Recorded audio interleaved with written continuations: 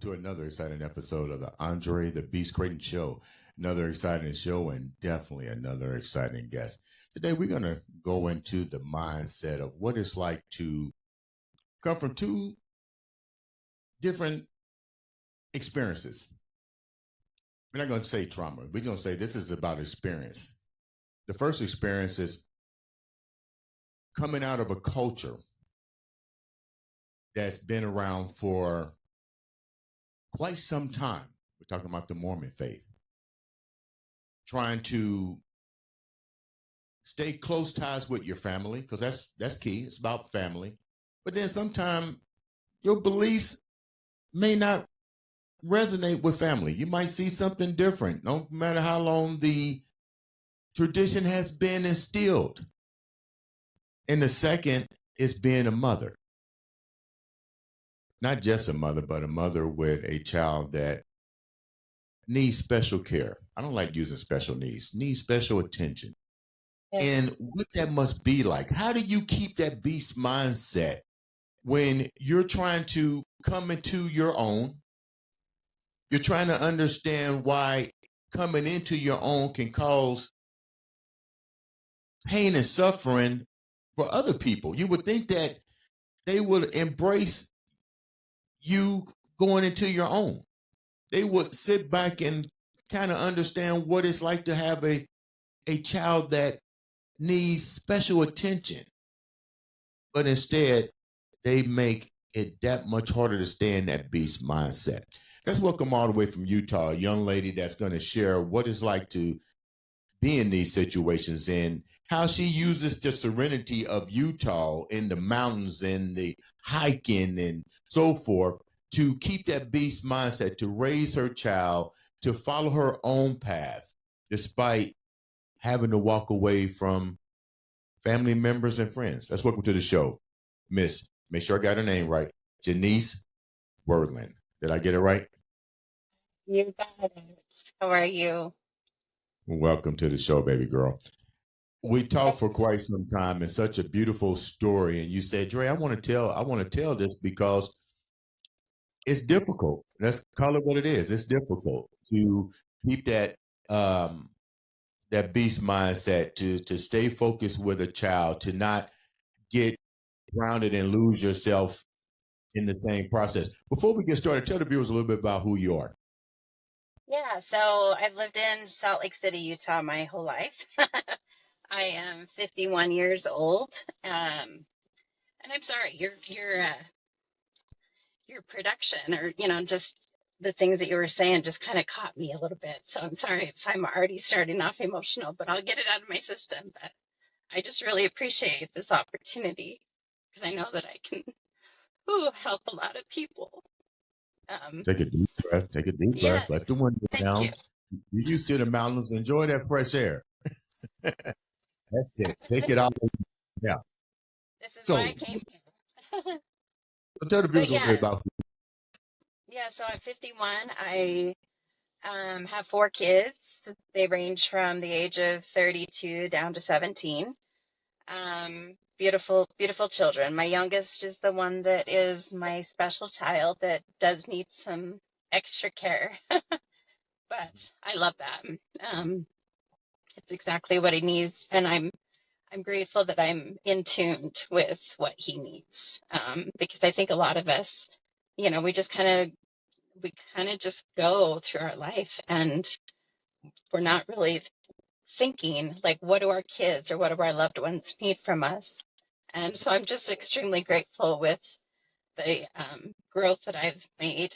So I'm sorry, the growth that I've made and the things that I've come to realize that it centers me and it brings me happiness. So let's go back a little bit. You grew up in the Mormon faith, I believe. We talked about that. So yeah. What was that like for you? And thanks for educating me on more about the Mormon faith, because I had no idea that you also had certain choices. I was under the impression that, this guy had hundreds of wives and, blah, blah, blah, blah.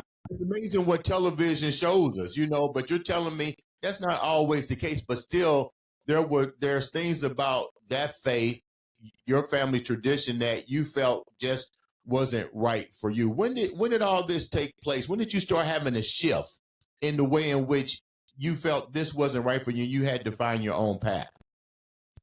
Well, I feel like I've always struggled. Obviously, born and raised in the LDS Mormon community and culture. It's very strict, like any other religion, and they want you to follow. And I just have always struggled.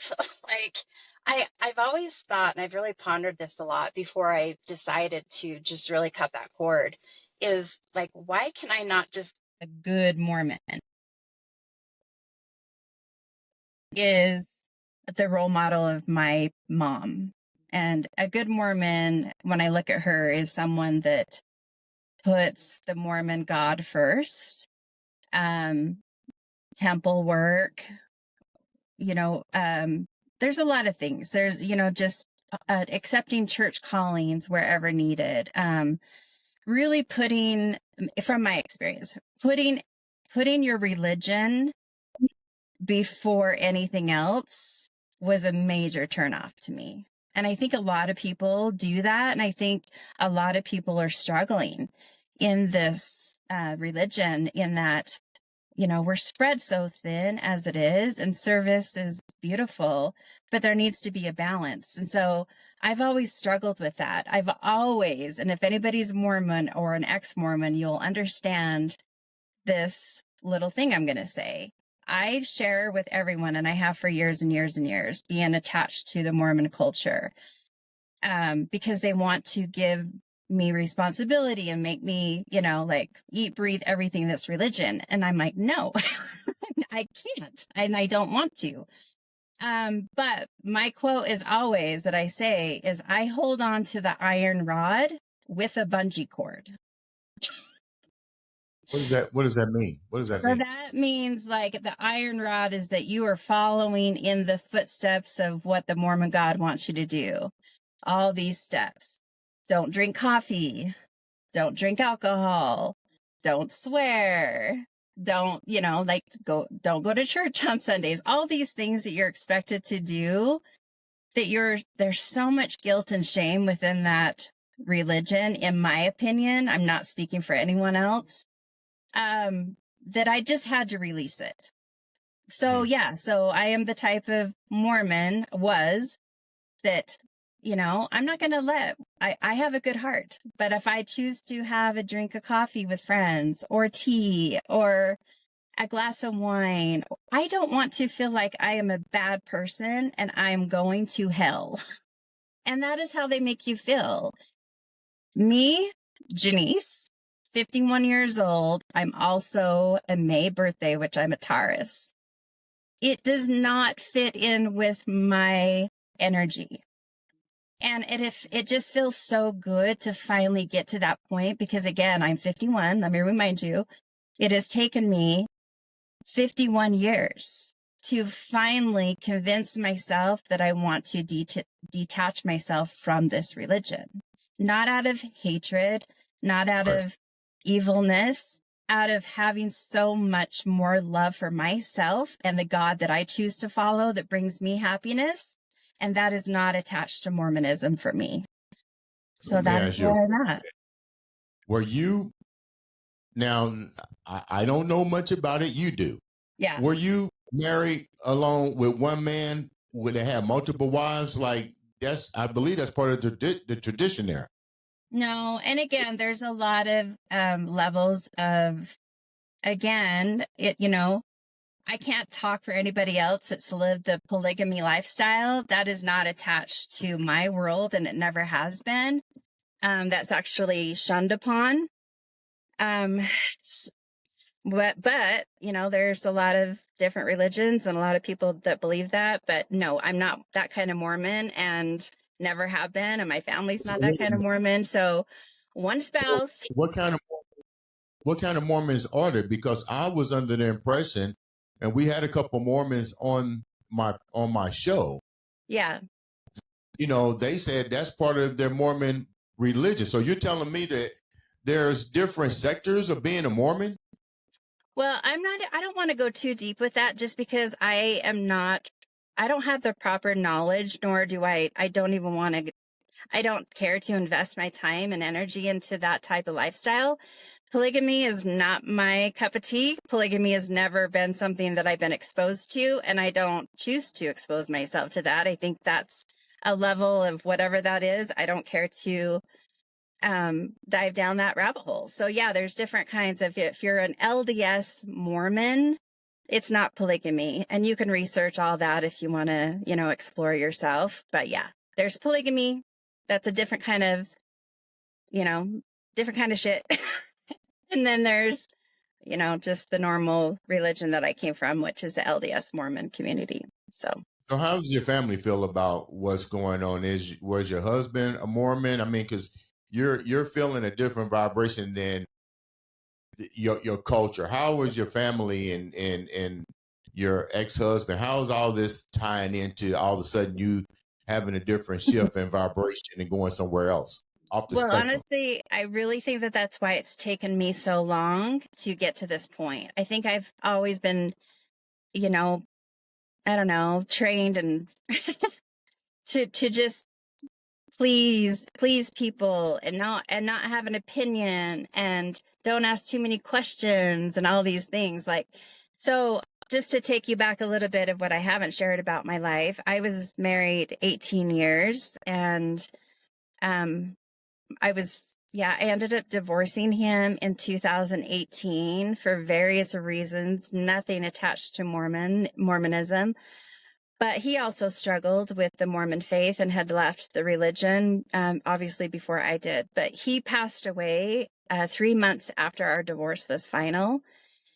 So that was all in 2018. So a lot of interesting things. But as my family is learning, because I haven't shared it, I shared it with the most important person, which is a few of my sisters and my mom. And everybody just, I think if you go about this in such a healthy way and a positive and uplifting way, you can't argue with happiness. So truly, what? Let me ask you a question. You mentioned being married for 18 years. I'm sorry about the loss of your husband prior to the divorce being final and so forth. But is that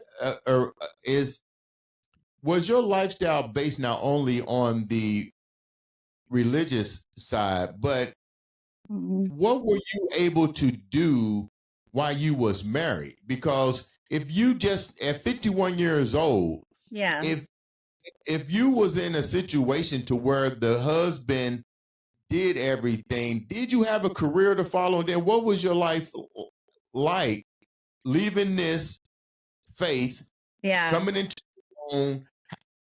We're going to get to your child in a minute. It's okay. How do you begin to navigate when, from what I'm hearing, you really didn't have an identity? Your identity was based on what the church said that you was supposed to be, which is what? Stay home mom, follow the Mormon faith, and do nothing else. Be seen, not heard. Be seen, not heard. Yeah, they like to keep you quiet. They like to keep you small. And I played that part for a long, long time. Now, for me, I feel really, really, really grateful. And again, this comes back down to just my personality and what I said before. I hold on to the iron rod with the bungee cord. So when I met my husband, we were living the same lifestyle. We both came from the Mormon community and religion, but we were both not fully practicing. We were just showing up when needed to just keep our family to not interrogate us or make us feel guilty. Because again, a lot of guilt and shame with this religion. If they see you getting off that path, that's their job to reel you back in and to keep you small. So I'm really grateful that I had the opportunity to be with someone that really opened my eyes to what it could be like with leaving this religion. And I wasn't ready for it when we were married. So it did cause some, marital arguments because I was still drinking that Mormon Kool-Aid where I was like, oh no, we need to be taking our kids to church and we need to, all the stuff that they expect from you. And he finally got to that point where he's like, no, I'm done. And I, at the time, obviously, and I'm sure this is what my family is thinking at the moment. Oh my gosh, he's falling. Oh, I need to save him. And at all these things. In reality, I want to just give him a clap for the stuff that he exposed me to. And I'm finally, it's a 7-year itch, 2018 to where I'm at now, 7-year itch. I feel like I'm finally seeing my true potential. But yeah, like you said, my whole life was planned for me. I remember when I graduated from high school, I grew up really struggling in school. I didn't do well in school. I had a lot of learning disabilities and just comprehension. So, so by the time I graduated, obviously I had grown a little bit more, but, I remember my relatives saying like, Jennice, you don't need to go to college. You'll get married and your husband will take care of you. You're going to be a stay-at-home mom and that's your job. That's what you're here for. Okay. So you bring that to where my life is now. No college degree, not really. Scared to go there because that can bring up a lot of triggers for me because that's not natural for me. Right. Just a lot of things. So I think now that I'm finally, it's never too late. Do you know what I mean? I have this fire lit under me to where I'm like, I'm not expecting anybody to knock down my door and be like, hey, here's an amazing job, career that we want to give you because of what you grew up in. And like, it's kind of kept you small. I'm not doing that anymore. I am putting myself out there in business wise. I have to. Do you know what I mean? So I think I'm so grateful to where I'm at right now because every single day I have a reason to get up and to make my life and my future better for me and my family. And I know that it will come my way. I know it will. I'm manifesting it and it'll happen. You mentioned your other children, Mhm. but you also mentioned that this is a faith-based community. It's a faith-based driven society, period. From Right. family all the way down. How do you deal with your children now? Because they're still going to be exposed to this unless you basically pretty much isolated them from the system. I'm not going to call it brainwashing. Call it the religious system. How are they now? How is your family accepting what's going on? And your children, not the youngest, but your children that are older. How is all this resonating with them now?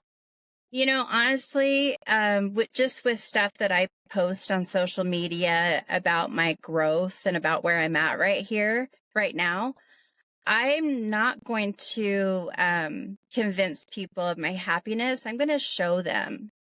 And I think that takes off some pressure. I think that takes off a possible, trigger and trauma and just words that don't need to be said, because as much as I've taken this time to really process it and to really own what is going on inside of me, I want my kids to see that. I want them to see it and be like, oh my gosh, look at what mom is doing. She is a totally different person. I would never be up hiking as much as I am and meditating and getting out of the chaos of the city and just going and just having my time. Do you know what I mean? I know this is really bad, but I'm a Taurus. I don't care what people think. And I think for 51 years, I have thought about that. And I have cared so much about what people think about me. I don't care. I am truly, truly, truly happy. And if people want to surround me in this new version of myself, you're going to see a totally different person. What were the things that you thought people were thinking about you for up to 51 years? I mean, because if you're surrounded by a Mormon faith belief, I mean, what could they think that was different, or why do you think they was thinking things? Just because I for a long, long time, I was still small. I was still kind of like, do you know what I mean? Hiding in my corner, afraid to just be myself. Afraid of like, oh, is this going to make someone mad, or am I going to disrespect someone? Thinking so much about what everybody else thinks. Mhm. I'm just going to take a deep breath with that, like it doesn't matter. I don't care what other people think. I know I've lived half of my life in misery and living under what other people want me to think and process and take on, and carry that on to my own children. No, I don't want anything to do with it, because as much now, no, let me stop you. I'm getting a little like testy here. I don't want to bring this energy. I've learned so much. I'm going to take everything that I learned from this religion and the things that I believe in, take that, and then make it better with what I believe. So, What are that you believe now? oh, I believe in just loving everyone, not judging. Mormons are very quick to judge. Just going out and just like, I grew up with a lot of people of like, you walk down a street and people will comment on how people look or how they just look different. And they make a negative comment about it. That has always pushed my buttons, because I'm like, look at yourself. Like, before you get there, is this making you feel better about yourself? Like pointing out everybody else's flaws. Mm-hmm. Let's look at your own flaws first. Mm-hmm. Because we're all on this planet in different levels of growth. And I don't want to be in that group anymore where you're looking at someone and you're judging them. No, I want to look at that person and come up with my own story. Why did that person end up there? What's happened to them? And just come out of it with love and empathy and compassion. What about the loss of what about the loss of the people that you met along this lifelong journey so far for 51 years? What about your mom, your dad, your sisters, your brothers? If they're steadfast into a system of religious narcissism, I mean, how are they perceiving you now? Honestly, after talking to my mom in just a very calm way and just being able to process it in a way that she'll understand, honestly, her words to me were beautiful. She's like, Jennice, I don't care what gods you follow, as long as you're praying, as long as you're happy. That's what I want. I want my happy daughter. And if this is what's going to bring you happiness, I'm here to support you. Done and done. What has been the biggest disappointment from someone who doesn't understand what you're going through? There can't always be happy rainbows with you walking away from finding your own path. So out of that question, which has been the most disappointing part of it, of a person that you thought would at least, or people or organization that you thought would understand what you're going through, and they haven't accepted it well? You know what? That's not my problem. As much as you guys have carried on your, I don't know. Do you know what I mean? Like, what am I trying to say? As much as you've been trying to brainwash me for all these years and like, this is what you believe in. If that truly is bringing you happiness, keep doing what you're doing. I'm not here to change your mind. All I'm telling you is where my heart is, because I want to properly communicate that with you, because we also at this point need to set up healthy boundaries, because we're definitely a family. I come from a family of 11 kids. Now that's two families, because my dad died when I was 15. My mom got remarried to a guy that had 6 kids. We had 5. So now we're 11 kids. We have a lot of division in our family. So I'm not the first one to leave. I just think that I'm going to use my platform and my growth in being the voice for every other non-LDS Mormon family member out there, to where we can come together and be together as a family without religion being attached. Like I said to my mom, I said, Mom, you have a lot of non-LDS friends. Do you go to lunch with these friends and spend time with them, and you're constantly talking about Mormons and what, your church calling and your beliefs? And she's like, well, no. Okay, that is where my boundary is. I don't want to show up, making time for my family and having the whole conversation, or at least 85% of it being about religion and Mormons. It's a waste of my time. You're talking to the wrong person, because I'm not drinking that Kool-Aid anymore, and you're disrespecting me. So as much as you want me to respect your religion and what you believe in, I have done that for 51 fucking years. Sorry. It's now my time for you to respect my healthy boundaries and moving forward. And honestly, I haven't put myself in that situation yet. So now that I've properly communicated what I expect moving forward, we will see what happens there. I honestly have no idea, because I'm not expecting perfection. They've been able to do this with me for so long, and I've just nodded my head in agreement, because I don't want to stir up any drama and have an opinion, and you know what I mean? I don't want to bring that negative energy. So I've supported them, but it's their time to now support me, because I do think that what I am bringing to the table and my family is a lot more happiness, because we can all just be ourselves, Okay. Let's talk about, before we wrap up, let's talk about the trials, the tribulations, the happiness that it takes to now have a special needs child. How did your child wind up having special need issues to begin with? All right. This is a crazy story, and the anniversary, if you want to call it, his accident, he was in a tragic accident. My son was 16 months old, June 30th, 2019. No, sorry, I have my dates wrong. 2009. He was born in 2008, so he was very young.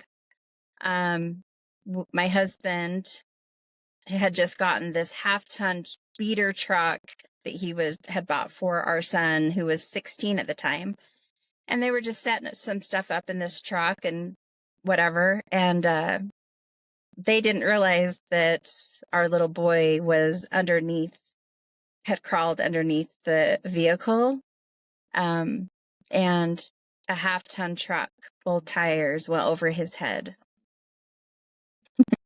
Wow. Yeah.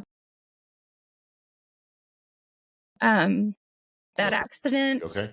Yeah. That accident, Okay. caused his main carotid artery to rupture. Life flighted to Primary Children's Hospital here in Salt Lake City, Utah, where we didn't know. We didn't know if he was going to survive this accident. But he spent 2.5, 3 weeks there. And for the most part, he's had a full recovery with some, obviously some issues with some brain injuries and things that he's just going to have to deal with. So that's what's caused him to be a little bit on the spectrum and needing just a lot of tender love and care, So. Wow. What kind of impact was this on you and your husband? Because I'm pretty sure this was devastating on him as well. Yeah, because in that scenario, my 16-year-old, I felt obviously a lot of guilt and was so angry at himself for this happening that he was to the point where it started obviously affecting his mental health. And so for a while there, we didn't know if we were going to lose 2 sons through this, So yeah, it was, I don't think I've ever been the same, because that was such an experience of seeing your baby covered in blood and gasping for air, and not knowing. But he's a miracle. He's a miracle child. And there's so many people out there that have lost, a child or someone to a tragic accident like this. And I just am really grateful that, there's a reason why he's still here, and he has a beautiful soul. And I am so grateful that I'm his mom, and that I get to watch him go through all these different levels. It's every step for me, like, oh my gosh, I never would have experienced this if he wasn't here. Everything, you just don't take things for granted, and you just absorb every moment you possibly can.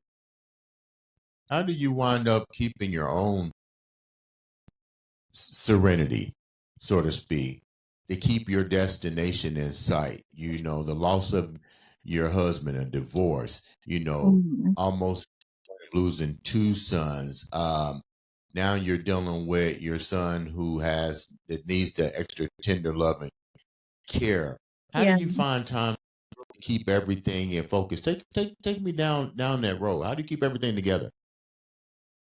For me, leaving my cult is what I call it. Leaving my religion. Setting proper goals for myself. Now, none of this came natural to me, obviously, or I would have done it years ago. But it's all about timing and, just nature for me. Getting out of my comfort zone, going for walks, going for hikes, just, like taking my socks and shoes off and just centering myself with the earth and just the smells and do you know what I mean? There's so much beauty around us. We just have so many distractions that are just take us away from really focusing on why I am here. Why am I on this planet? I'm here to learn. I'm here to grow. I'm not doing everything perfect, but what I have noticed is that what I am doing, which is, getting out and moving my body in nature, meditating, yoga. Honestly, what it comes down to is just being able to escape from my chaotic life and centering myself. That brings me the most joy. It gives me time to write my thoughts down and to process and to set goals. Like, we're all here to keep learning. You know what I mean? Like, I'm never going to be just comfortable because that's boring. That's not growth. I want to constantly surround myself with podcasts and beautiful friends and beautiful surroundings and my beautiful child. And I want to just look at it where I'm like, yeah, I could be stressing about a gazillion things. But I know if I take care of my emotional needs and my physical needs and my heart, I'm gonna not feel so foggy. I'm gonna be able to not just talk about it in my head. I do, I'm sure all of us do this. Oh, I need to do this. Oh, I need to do this. No, I'm actually writing those down because I don't want to lose that thought. And I really want to come back to it when I can really process it. Nature does that. Nature does that for me. Getting out and walking does that for me. Before we wrap up, take me down a difficult part of your life. Like, now that all this is done, it can't be easy. You're dealing with your son. Yeah. And so, like, for people that don't know is what I'm trying to say, give me a difficult moment that you had to deal with that somebody would never think that you got to deal with. Well, I love that you asked that question. I will take my husband. He was my best friend for over 18 years. Now, we always had our issues. He was a type A personality, a police officer, military, meathead, just, aggressive to a fault. Now, getting to the point where I'm full on Mormon mode. Do you know what I mean? Like, I don't have a lot to go off of. I was so grateful that I had my dental background to be able to go back to work, but that gave me the confidence to finally have enough courage to walk away from this toxic relationship. It served a purpose for me, and I finally was done. And leaving him, choosing to divorce my best friend, it wasn't out of infidelity. It wasn't out of so many things that you would think that would take someone to be like, bye-bye. No, I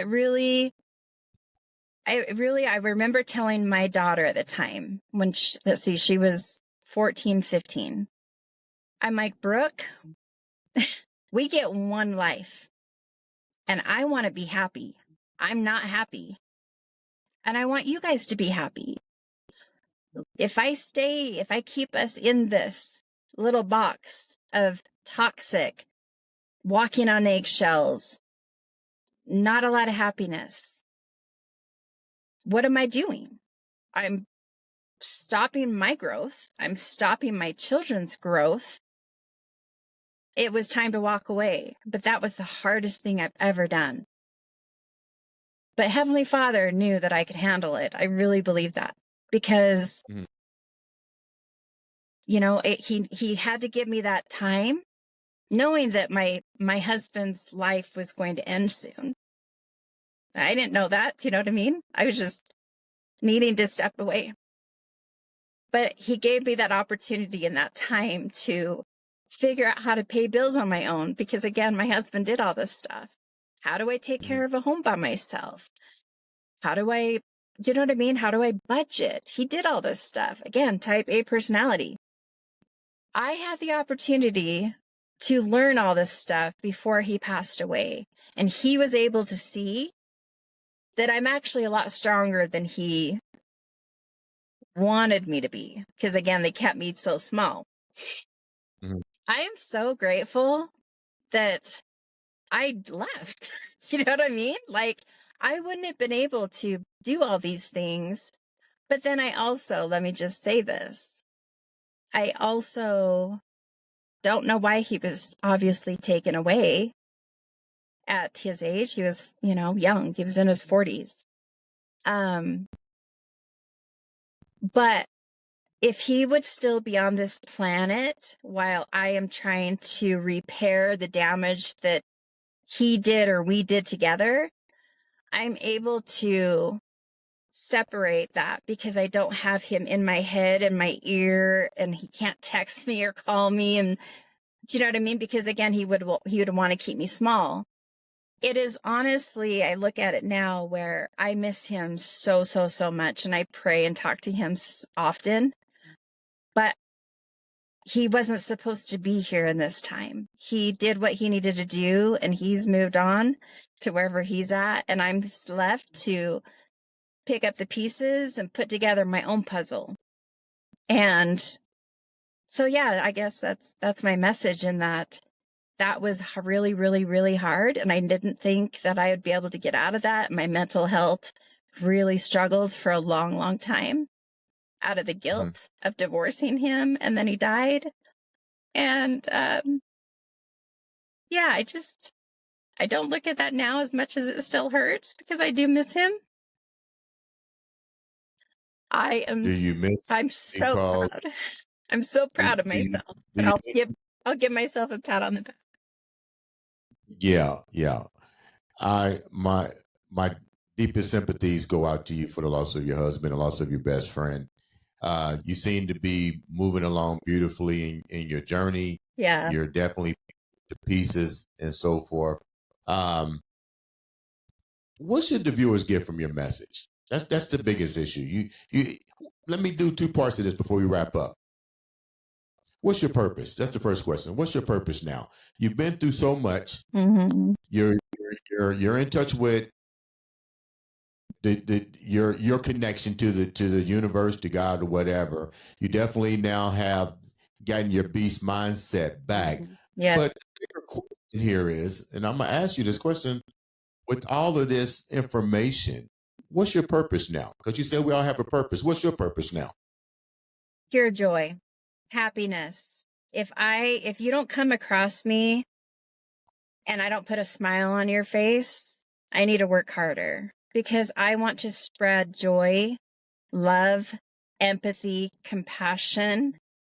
And I want to teach people that you can love yourself. You can love yourself beyond religion. You can love yourself beyond the way you were raised and brought up to think. You need to do you. It's that time. Do you know what I mean? There's so much evilness in the world. There's so much to be sad about. But there's so much if you just disconnect and look around. There's so much beauty. And I promise that if you get yourself out there and get off the couch and get off your phones and just work on yourself and just get out and breathe that fresh air, get those steps in, work hard, because it's not about fitness for me. It's about how I feel and how I'm showing up as a person. So make changes. I like that. You know, don't keep doing the same thing over and over and over again, expecting a different result. I did that for 51 years. I'm not doing it anymore. I want happiness. I want growth. I also want hard times. I want to keep having some struggles so that I can grow. Do you know what I mean? I think if you're scared of that, you're not ready to keep going. So I think if you just own it and you're just like, yeah, life's hard. You're going to have good days and bad days. I don't wake up every day happy and chipper. I'm a Taurus. I grow up, I wake up and be like, oh crap, we need to zen out today. Do you know what I mean? But it's a choice. It is a choice. You can choose to stay in misery and be unhappy, or stop doing the same things over and over again and get out and do something different. So, you know what, Jennice, that sounds like a beautiful words for people to follow and go by. It definitely has kept you in that beast mindset. I love the shift. I love the fact that you're moving on, that you're empowering people, that you said something that was really profound, that your mission is to make sure that you put a smile on somebody's face. If you don't see the smile, then you need to work harder to get that done. Thank you so much for taking time to come on to the show and share such a beautiful story. Ladies and gentlemen, like I said, another exciting show, another exciting guest. This has been another, and I do mean another, exciting episode of the Andre Crayton Show.